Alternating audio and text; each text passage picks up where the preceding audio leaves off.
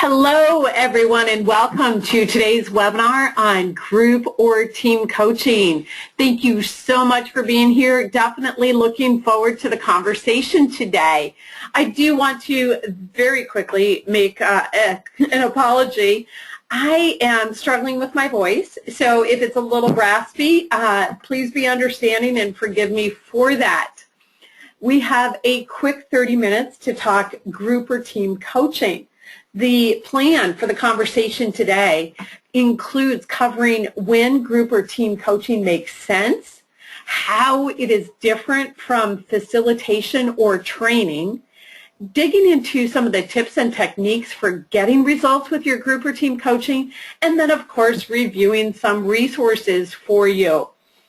As we go through, please do feel free to use the question panel.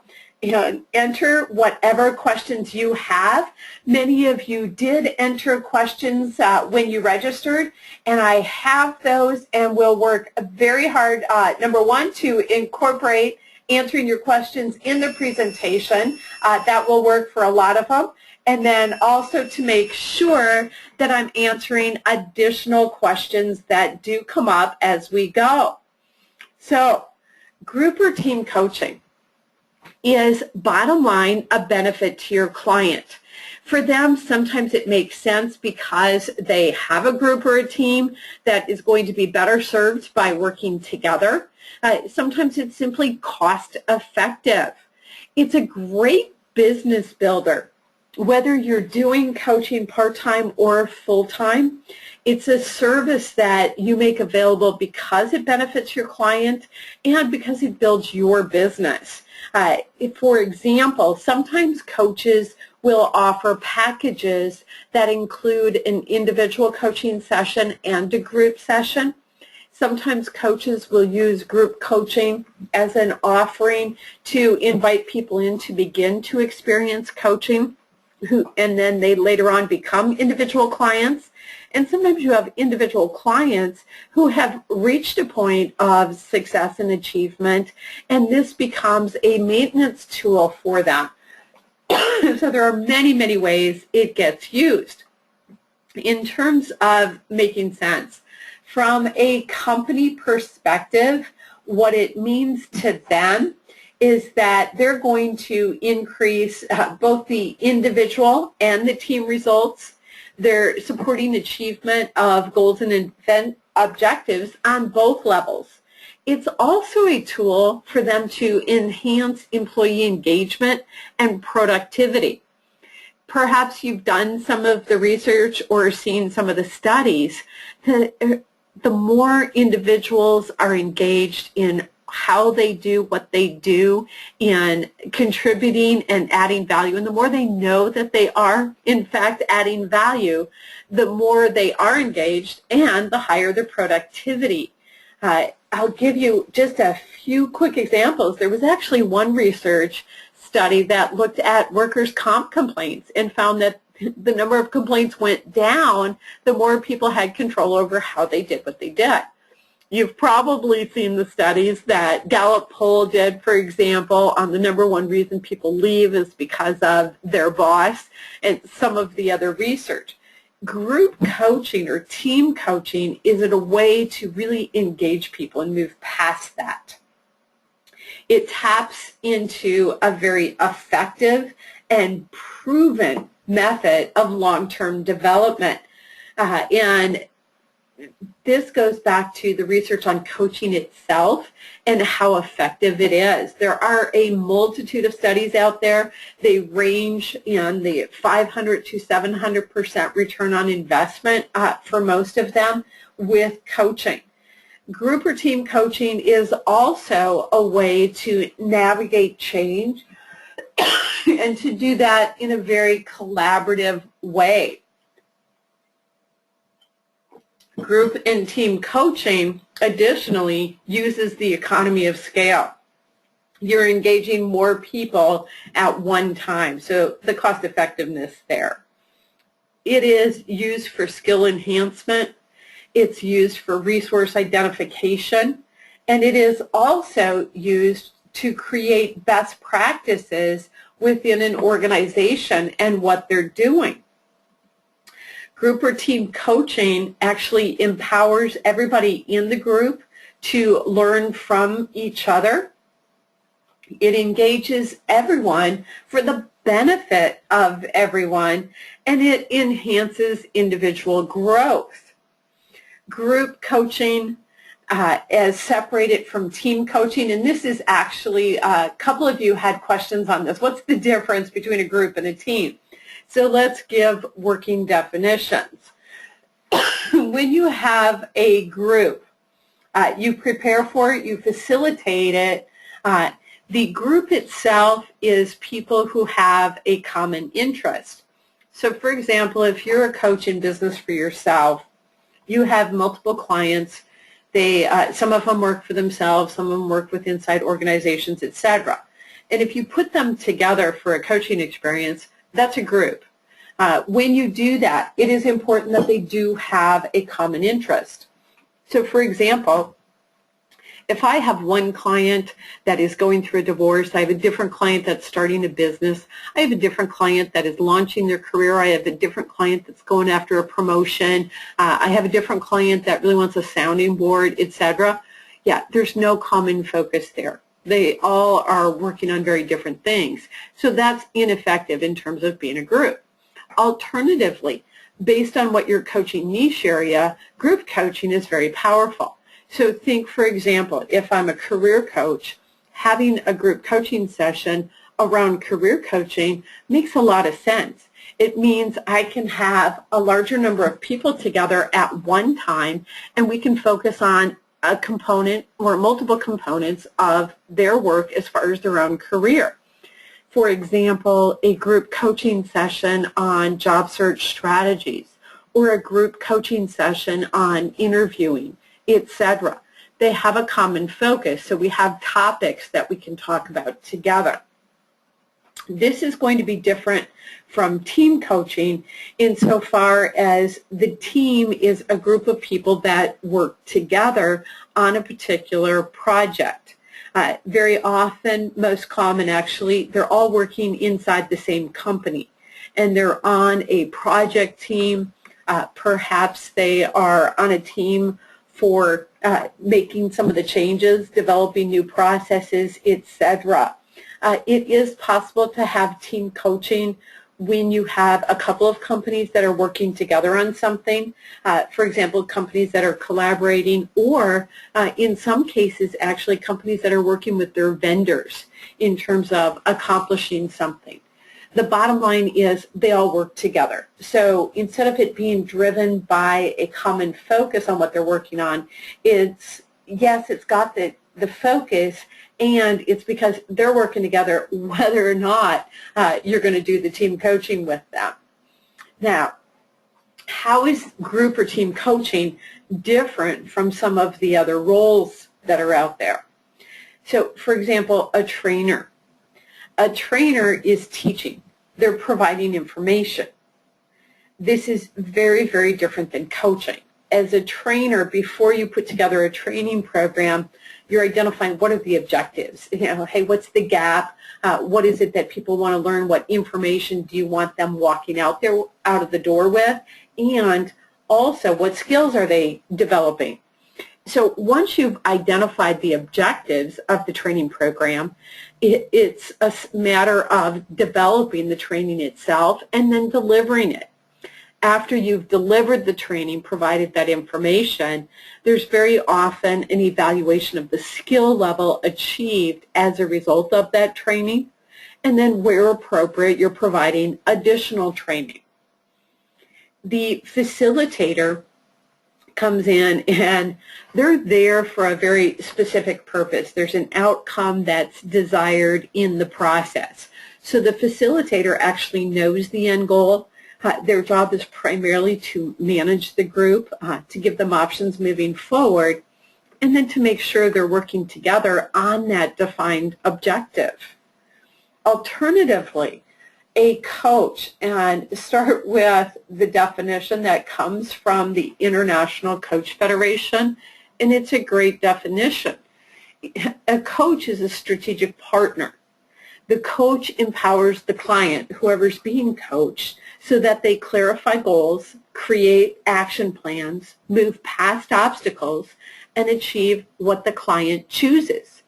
So in group coaching, obviously each person there is working on their own individual action plans and objectives. When you have a team, they have a common objective, if you will. It's been defined. You're working with them in how they're doing that and how they're working together. So as a coach, your role is to question. You do this to create awareness for the clients and for exploration. As a coach, you're providing positive support and encouragement. The focus is very much on the future and on achieving specific goals. Now, the coachee chooses topics and objectives. So instead of the coach coming in with the end game in mind, they come in open to whatever it is for the coachee or the group or team, empowering them to figure that out. Okay, if you want to be effective with your group, what are the different tips and techniques that are really going to make a difference? Number one, you're deciding who to include in your group or your team. When you're doing the decision-making process, we mentioned if it's a group, you're ensuring that they have a common interest. When it's a team, it's a common focus in terms of what they're working on. And then as far as numbers, your sweet spot for group or team coaching is 3 to 12. You can effectively manage up to 15 people depending on how you're meeting. Your sweet spot, and I'm going to say I'd narrow it even further, the 6 to 12 range. 3 is a really small number. It's enough to get going and to get working together. And 3 can be effective in some team scenarios. Your ideal is at least 6, and then up to 12. You get to in that 12 to 15 range, and you probably want to split it up into a couple of groups if it's a group focus. If you're doing it as a team, you probably have sub-teams. This part of the team is working on this segment, whatever it is, and then bringing them together, and then also breaking them out into smaller teams working on particular areas. As far as planning what you're doing for the different sessions, you have options. So depending on the coach or depending on what that common focus or interest is, you're going to decide whether you're going to pre-select a topic or whether you're going to engage the group or the team in deciding. So here's an example. If you're doing career coaching, it makes a lot of sense to pre-select a lot of topics. You can, for example, actually market your product that way. Let's pretend I do career coaching. I'm going to work with a group, and I'm going to let people know, okay, I'll work with you individually, I'll work with you as a group. Well, in career coaching, there are some topics that are fairly obvious, resume writing, where you look for the job, how you network effectively, the different interviewing skills, the follow-up after interviews, negotiating when you have an offer, etc. So it's really easy as a coach with that kind of a focus to pre-select a number of topics depending on what you're doing. Now, here's an alternative. Let's say you coach small business owners. Well, in some cases, you're looking at it and going, well, these are people that are getting started, so the topics are self-evident. Alternatively, it may be they're already in business, and the topics can vary a lot more. In a case like that, what you're looking at doing potentially is surveying the group, the different individuals, and asking them what topics are of interest to you. What do you want to talk about? Or perhaps you have a list of topics and they rank them in order of priority for themselves. And then alternatively, you may just show up and say, okay, today's our group session. What does everyone want to talk about today? Now, food for thought on this one. As a coach, If you are going to use the format where you simply show up and ask your group what they want to discuss, do have a plan B. If nothing comes up, what do you want to bring up and put out there as a possible topic? This, of course, will come out of knowing your clients. So it's a balance. The next question in terms of your session, what your options are you going to prepare questions in advance, or are you going to be free-flowing in the moment? So there are some questions that it makes sense to have a few core questions. This is the basis of where we're going in the conversation, and even providing those to the group or team in advance. Alternatively, there's also value in coming up with those questions in the moment. A balance can make a lot of sense. Think about some key questions based on the group or team or based on the topic you'll be covering. Have some key questions ready and some potential follow-up questions for that. Whether or not you use those will be based on what's happening in the session and in the course of the conversation. So that's balancing between the prepared question format and the free-flowing. Now, in terms of hosting the group or the team, there are a lot of online technologies available. I'll give you an example. In the Master Coach class, we have a ton of fun with this because we have each participant in the program actually coach the group. And when they do it, they all experiment with different technologies. And each time we do a class, I'm still being exposed to technologies I hadn't seen yet. So it's a lot of fun at playing with the different technologies. GoToWebinar, the technology we're using now, is one of the options. Obviously, there are more out there, so it's a matter of choosing if you're going to meet online. And when you do that, some of the fun things that come up, for example, in GoToWebinar, there's a GoToMeeting version, and we can actually set it up so everybody's on webcam, and you can see their face and et cetera as they're talking, and you can arrange that. Well, one thing we've learned is if you're going to do it, make sure everybody knows that ahead of time, because otherwise they may not be prepared to be seen because they thought they were just going to be sitting at their computer at home. So that's an awareness for you.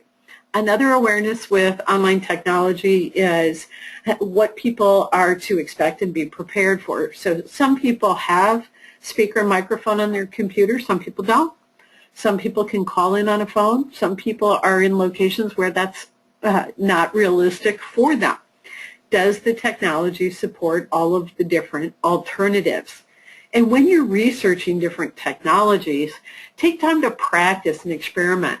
The good news is most technologies, even if they do have a fee associated, will give you a free trial, so you can play with them and check them out ahead of time. And you do want to make sure that you've done that and that you're comfortable with it. Now, another option is a conference call. I'll give you an example. freeconferencecall.com, and there are literally dozens more. There are services where you can have a telephone number that everybody calls into, and you're all on the phone. This works great if you're all in the same country, and then with some of the conference call technologies, they actually have numbers in different countries that you can use. So you want to check that out. It means knowing who's going to be involved in the group or team session and where they're calling from if you're going to use that option. Now, of course, face-to-face is an option. This can make sense if everybody is in the same community. On the pro side, a lot of people like the idea of getting together and interacting that way.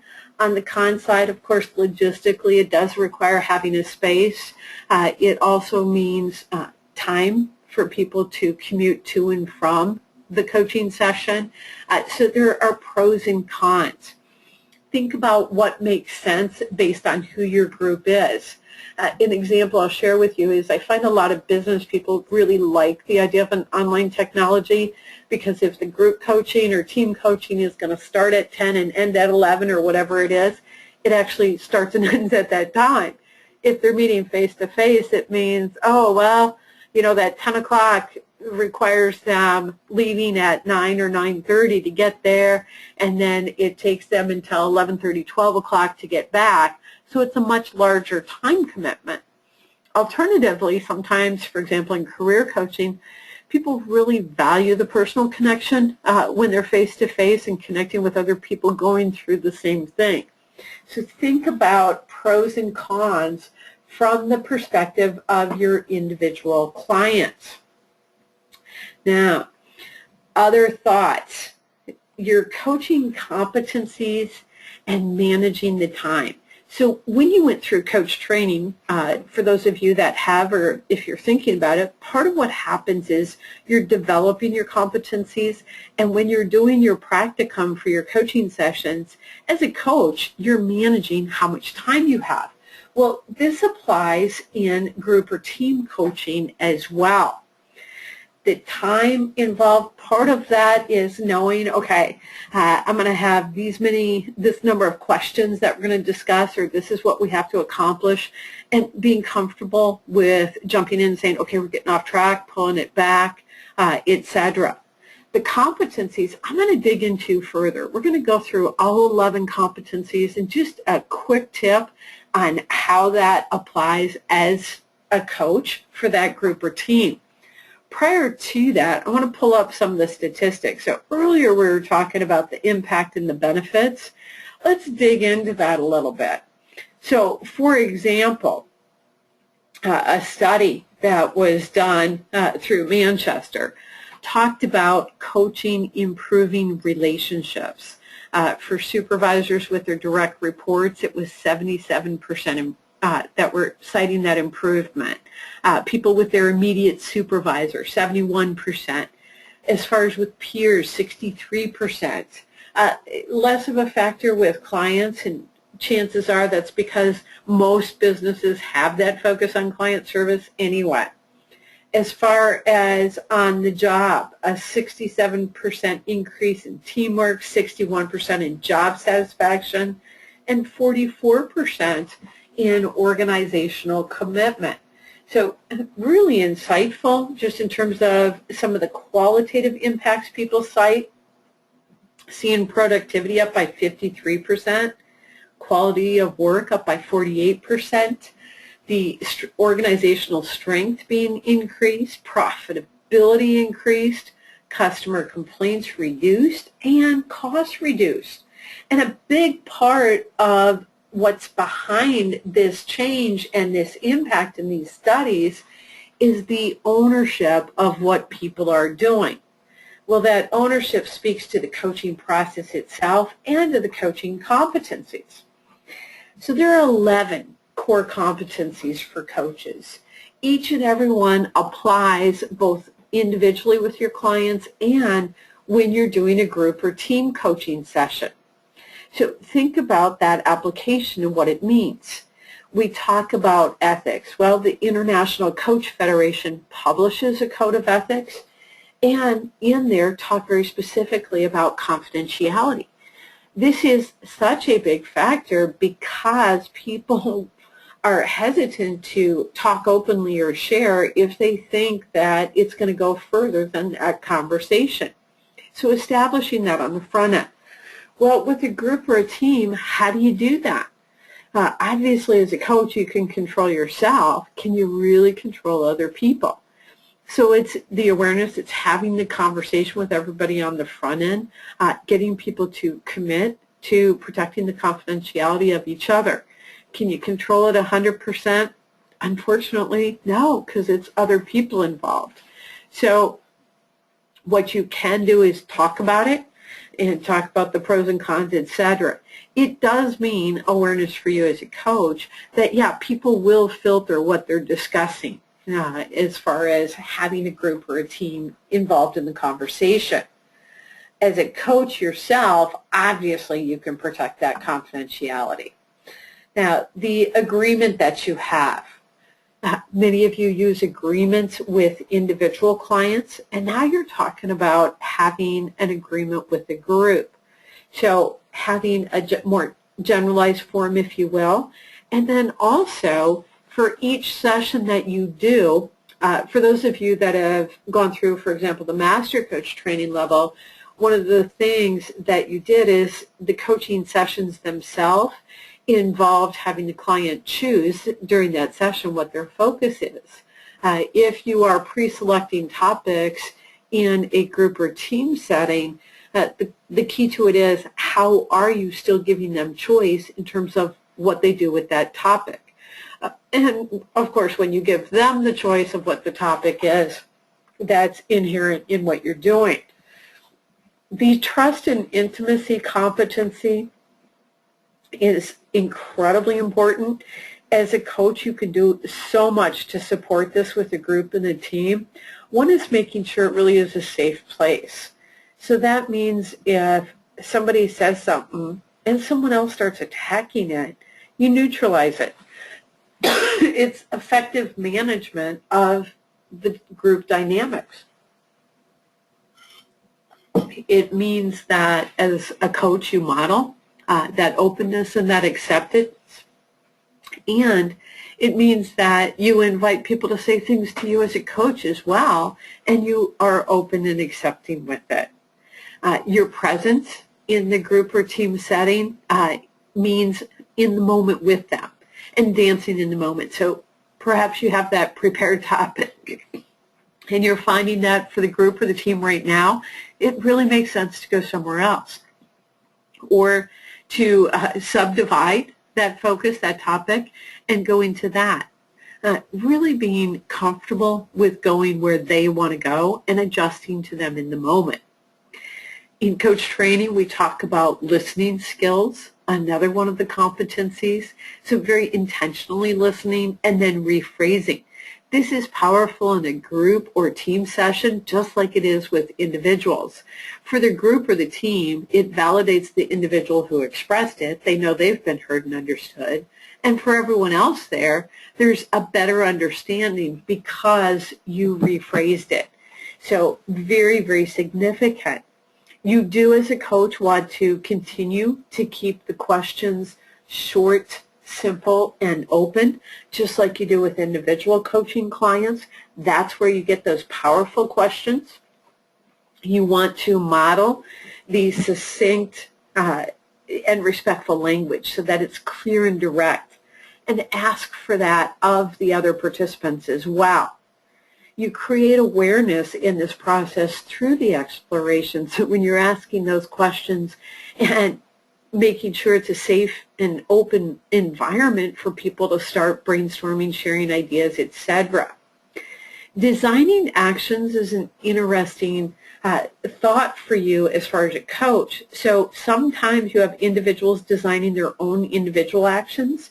Sometimes in a team setting, it's, okay, these are the things that are going to happen in order to move this forward, and then they decide who's doing what part.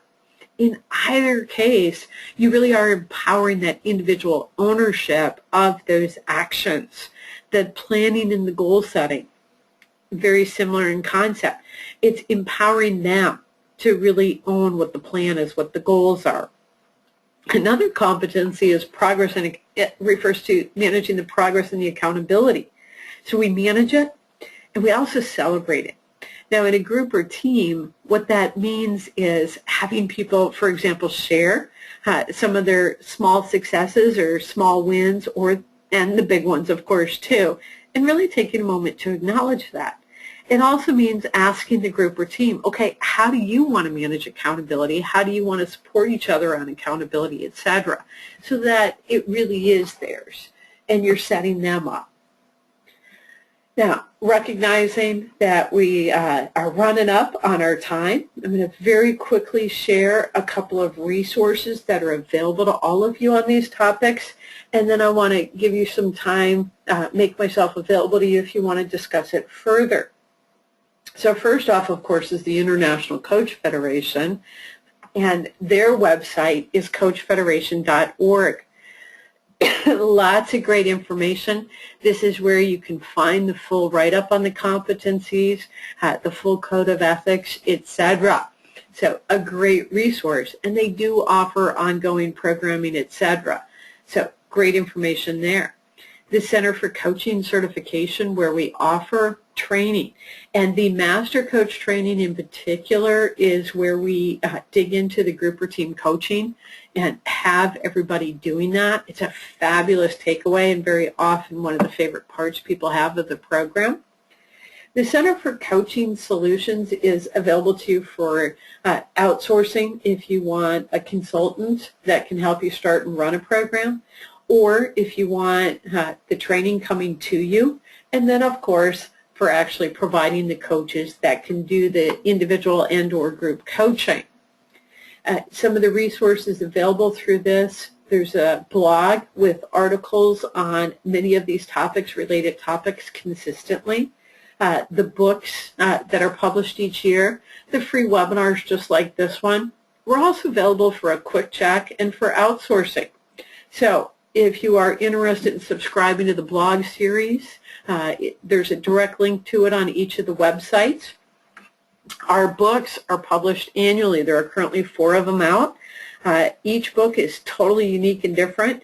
Chapters are written by certified coaches, so you've got lots of great content available to you there.